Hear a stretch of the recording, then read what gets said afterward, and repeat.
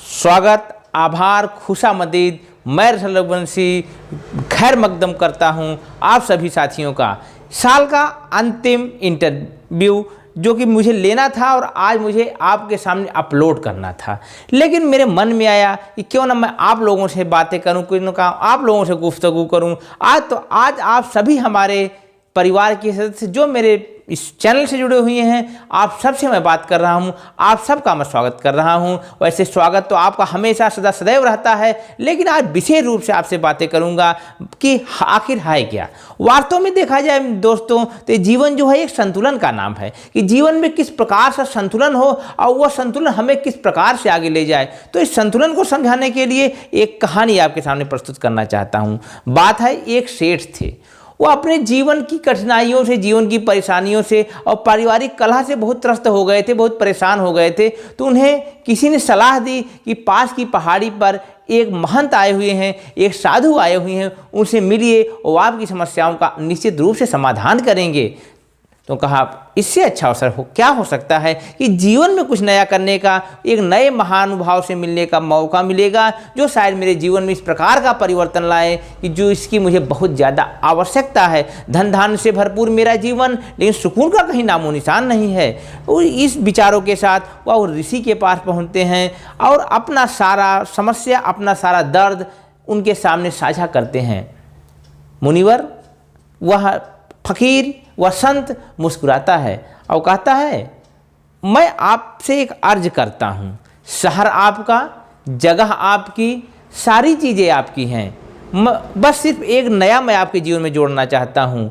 और वह एक चम्मच उठाता है और उस चम्मच को उस महाशय, उस संत, उस सेठ को दे देता है और कहता है, तुम इस पूरे शहर का एक चक्कर लगा करके आओ, लेकिन ध्यान रहे कि इस चम्मच का जो तेल है वो गिरना नहीं चाहिए। ये तो बहुत बड़ा टास्क हो गया। उस सेठ के लिए बहुत बड़ी समस्या हो गई कि आखिर इतना कठिन काम कैसे हो सकता है, लेकिन उसने ठाना कि मैं ऐसा करूँगा। और उस तेल को लेकर के, उस चम्मच को लेकर के वह निकल पड़ता है। क्योंकि उसकी राहें जानी मानी होती हैं उस शहर की उसके लिए, तो उन सारे रास्तों से गुजरते हुए शहर का चक्कर लगा करके मुनि के सामने आता है, उस महंत के सामने आता है और कहता है, देखिए मुनिवर, आपके से किया गया वादा मैंने पूरा किया, मैंने सारी शर्त आपकी निभाई है। अब आपको मेरे समाधान को तरफ मुझे ले जाना होगा कि आखिर जीवन में कैसे मैं आनंद प्राप्त कर सकता हूँ, कैसे सुख शांति प्राप्त कर सकता हूँ। एक बार फिर मुस्कुराते हैं वह महाशय, महंत, वह संत मुस्कुराता है, कहता है कि एक कुछ बात जची नहीं, कुछ मज़ा आया नहीं। इस बार जब तुम आए हो तो तुम्हें कैसी फीलिंग आ रही है? तो कहा, ढेर सारा भार, ढेर सारा बर्डन। मुझे इस तेल के गिरने की इतनी ज़्यादा चिंता थी कि कहीं अगर यह तेल गिरा तो शर्त टूटी और मेरे जीवन से सुख भी चला जाएगा। तो दूसरी बार महंत ने कहा, अच्छा, इसी चम्मच के तेल को लेकर के तुम यात्रा पर निकलो और इस बार निश्चिंत होकर के, बिना किसी चिंता के, बिना इस भय के कि तुम यात्रा करना, पूरे शहर का भ्रमण करना, शहर के फूलों को देखना, शहर के रास्तों को देखना, शहर की घाटियों को देखना, शहर के उन सारे सुंदर सौंदर्यपूर्ण स्थलों को देखना और उनसे आनंद लेते हुए इस तेल की बिना पर आके मेरे पास आना। कहता, आप बार बार मुझे घुमा रहे हैं, क्या कारण है? मुझे समस्या का समाधान के लिए मैं आया हूँ और मुझे शहर का चक्कर लगाना सिखा रहे हैं, लेकिन शर्त तो शर्त होती है। उन्हें मानना पड़ा और उस चम्मच के तेल को लेकर के वो पूरे शहर में निश्चिंत होकर के यात्रा करते हैं। लेकिन इस बार जब वो संत के पास आते हैं, उन महात्मा के सामने आते हैं, तब जब उन्होंने पूछा, अच्छा तुमने भ्रमण किया शहर का? कहा, हाँ, शहर का भ्रमण किया। मुझे आज अपना ही शहर कुछ ज़्यादा ही अच्छा लग रहा था, क्योंकि पिछली बार मैं जब शहर का भ्रमण कर रहा था तो मेरा ध्यान इस तेल पर था, उस पर मैं फोकस था, तो शहर का आनंद, शहर की अनुभूति, शहर का सुख नहीं प्राप्त कर पा रहा था। लेकिन इस बार तो मुझे सिर्फ शहर का आनंद लेना था, इसलिए मैं निश्चिंत होकर के शहर में घूमता रहा।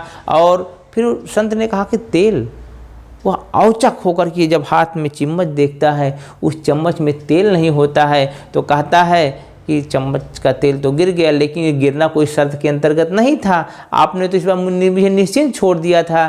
तब महंत बोलते हैं कि देखो, जीवन का आनंद उठाओ, सारे सुख सुविधाओं को का ध्यान रखो, लेकिन ध्यान रहे जीवन का जो संतुलन है, जीवन के जो बाती है, जीवन रूपी चम्मच में जो जिम्मेदारियों का तेल भरा हुआ है वो गिरना नहीं चाहिए। इन दोनों के बीच अगर तुमने संतुलन बना लिया तो फिर जीवन में आनंद ही आनंद है। होता क्या है, कभी हम चम्मच में झुक जाते हैं तो कभी हम नज़ारों में झुक जाते हैं। और इन दोनों के बीच जो हम संतुलन नहीं बना पाते हैं तो जीवन में संतुलन नहीं मिल पाता है। तो क्या जीवन में संतुलन बनाना इतना कठिन है? हाँ, कठिन है दोस्तों। ज़रूरत है कि पहले आप इस संतुलन को समझें कि किस प्रकार हम जिम्मेदारियों के उस चम्मच में भरे तेल को महसूस करें और किस प्रकार से संतुलन बनाते हुए हम जीवन का आनंद उठा लें। यही तो किया था महात्मा बुद्ध ने, यही तो किया था महावीर स्वामी ने, यही तो किया था महात्मा गांधी ने, यही तो किया था उन सारे महापुरुषों ने जिन्हें अपने जीवन का भी आनंद लिया और समाज को संदेश भी दिया और दोनों के बीच संतुलन भी बैठाया। और इस संतुलन से हमें इस प्रकार का प्रकाश दिया कि आज भी हमारा जीवन दैदीप्यमान है। आज भी हमारे लिए अगर कोई प्रतीक ढूंढना होता है तो हम श्री कृष्ण में वो प्रतीक ढूंढते हैं, भगवान श्री राम में वो प्रतीक ढूंढते हैं। और इन प्रतीकों ने जो हमें रास्ते दिखाए हैं वह कहीं न कहीं संतुलन का ही तो रास्ता है। जीवन में अगर संतुलन नहीं है तो निश्चित रूप से आप किसी भी पद पर हो, किसी भी जगहों पर हो, कितना भी आपके पास पैसा हो, कितना भी आपके पास आज़ादी हो, आप खुश नहीं रह सकते हैं। इस बात की गारंटी है, आप खुद अनुभव करके देख लें। दोस्तों, जब मैं इस साल लॉकडाउन के दौरान इस संतुलन को साधने के लिए आपके सामने आया, मेरा प्रयास था कि मैं आप लोगों से जुड़ूं और आप लोगों को वीडियोज़ के माध्यम से आपके बच्चों को पढ़ाऊं। उसमें मैंने काफ़ी प्रयास किया और उसके प्रतिफल में मैं अधिक से अधिक बच्चों को अपने सुविधा, अपनी मेहनत और अपने साहस के अनुसार, अपने सामर्थ्य के अनुसार पढ़ाने का प्रयास किया। फिर मुझे लगा कि क्यों न क्यों आप लोगों के जीवन में भी कुछ इस प्रकार से बातें की जाए जिससे कि आपके जीवन में कुछ इन्फॉर्मेशन दिया जाए, इस प्रकार की जानकारियाँ दी जाएं जो आपके जीवन से जुड़ी हुई हों और उन जिम्मेदारियों का, उन बातों का आपके जीवन में कहीं न कहीं महत्व जरूर हो।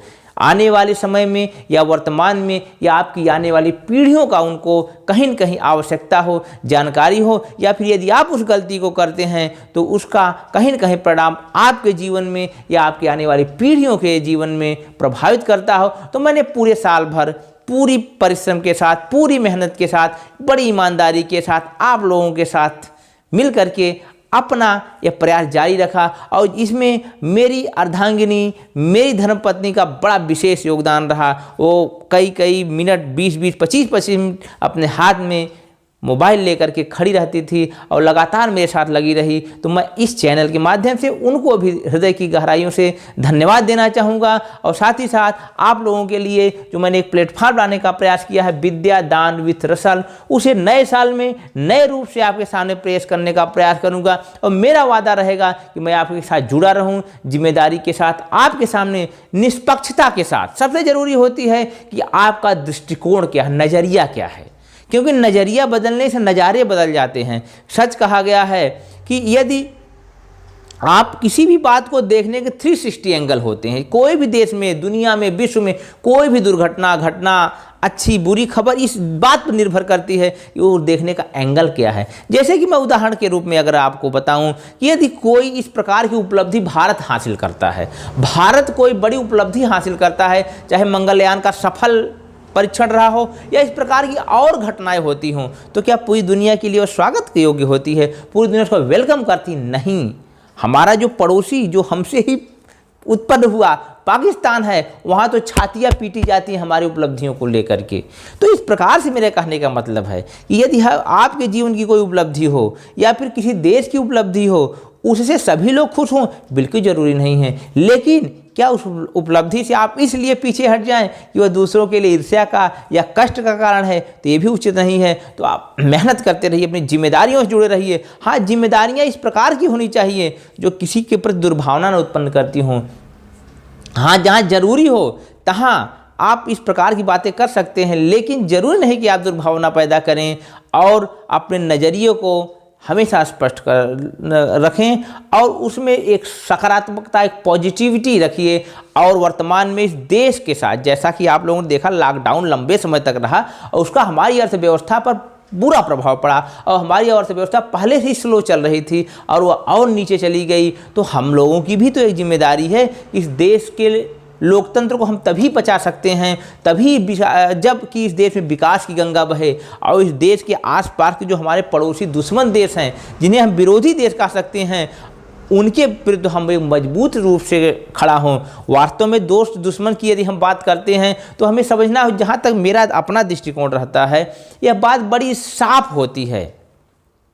यह बात बिल्कुल साफ होती है कि किसी देश की आम जनता जो होती है, ज़्यादातर वह कुछ लोगों के प्रभाव में, कुछ लोग इस प्रकार से अपने लाभ को लोगों के लाभ से जोड़ देते हैं, पूरे देश के लाभ से जोड़ देते हैं, और उसकी वजह से देशों के बीच, समाजों के बीच, जातियों के बीच विभिन्न प्रकार की इस प्रकार की वैमनस्य की भावनाएं आ जाती हैं कि लोग एक दूसरे के विरुद्ध खड़े हो जाते हैं। तो आप इन सब बातियों को समझते रहिए। हम अपने मोबाइल पे, अपने यूट्यूब पे, अपने फेसबुक पे, अपने सोशल मीडिया के विभिन्न अकाउंट्स पे, विभिन्न जगहों पर, चाहे वह न्यूज़ चैनल्स हो या फिर सीरियल्स हो या फिल्म्स हो, उसमें जो कुछ भी देखते हैं उसका एक तटस्थ, एक ईमानदार निष्कर्ष निकालना जीवन का सबसे बड़ी उपलब्धि होती है दोस्तों। उसे प्राप्त करना सबके बस की बात नहीं होती है। उसके लिए आपको मेहनत करना होगा, लगातार लगे रहना होगा। नहीं तो जब आप कोई चीज़ देखते हैं तो आप उसको उसी एंगल से देखने लगते हैं जिस एंगल से उसको दिखाने का प्रयास किया जाता है, या फिर दिखाने वाले का मोटिव जो होता है, आप अपने आप को उससे कहीं ना कहीं कोलैबोरेट कर लेते हैं, जोड़ लेते हैं, जो कि कहीं न कहीं आपकी विजन को एक पक्षीय करता है। इस देश के लिए सबसे ज़रूरी जो बात है, इस देश की जो आत्मा है, हमारा संविधान है, हमारा लोकतंत्र है। तो इस लोकतंत्र को आप समृद्ध बनाइए और बेहतरीन इसको फल पुष्पित होने का मौका दीजिए और लोगों को इससे जोड़ने का प्रयास करिए।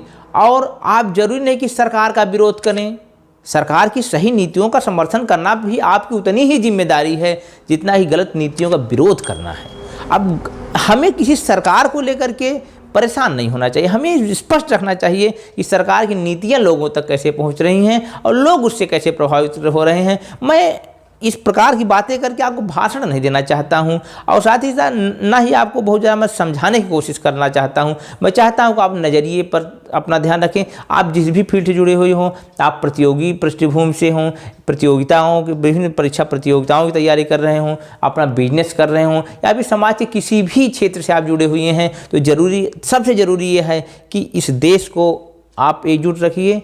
जैसा कि कहा गया है कि जितना मैंने पाया उससे अधिक कहीं दे जाऊं, मनोकामना है यह मेरी। तो यह आपके अंदर भावना होनी चाहिए कि जो आपको मिला हुआ है उससे अधिक आप देने का प्रयास करें, नहीं तो बड़ी समस्या हो जाएगी देश में। लिया ज़्यादा दिया कम, मर गया देश रह गए हम जैसी सिचुएशन इस देश में खड़ी हो जाएगी। तो इस देश को, इस दुनिया को आप विभिन्न प्रकार के मैसेज देते रहिए। जैसे कि एक लास्ट में, इस वीडियो के अंत में मैं आपको एक मैसेज देना चाहता हूँ सुकरात से जीवन से जुड़े एक प्रसंग के माध्यम से।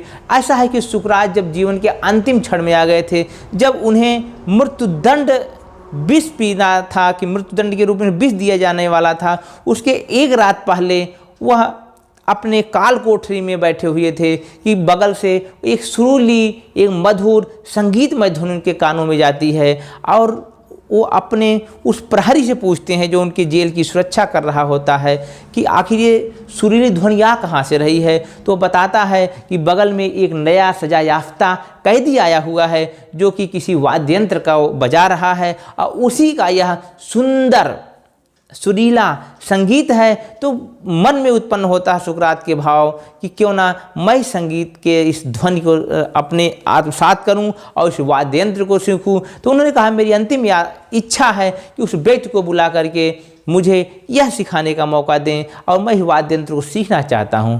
तो वह प्रहरी कहता है कि आज आपके जीवन की अंतिम रात है, आखिर कितने समय बचे हैं आपके जीवन के, कितने प्रहर बचे हुए हैं, क्या करेंगे इसे आप सीख करके। तो सुकरात कहते हैं कि देखो, सीखने की कोई समय नहीं होता है, सीखने की कोई उम्र नहीं होती है। यदि मैं उस वाद्य यंत्र का कुछ परसेंट या कुछ भाग ही, कुछ प्रतिशत ही सीख लिया तो कहीं न कहीं मुझे प्रसन्नता होगी कि मैंने अपने जीवन में अंतिम सीखने के मौके को भी नहीं छोड़ा और उसका भी लाभ लिया। तो मैं आप लोगों से गुजारिश करता हूं कि आप भी लगातार लगे रखें, नए नए तरीके से, नए नए इनोवेशन के साथ, नए नए नवाचार के साथ लोगों से जुड़े रहें, अपने आप से जुड़े रहें। यही मेरे नववर्ष में आप लोगों को ढेर सारी शुभकामनाएं हैं और ढेर सारी आप लोगों की शुभेच्छाएं हैं कि नए साल में नए नज़रिए से आप आगे बढ़ें। सोच बदल दो, सितारे बदल जाएंगे।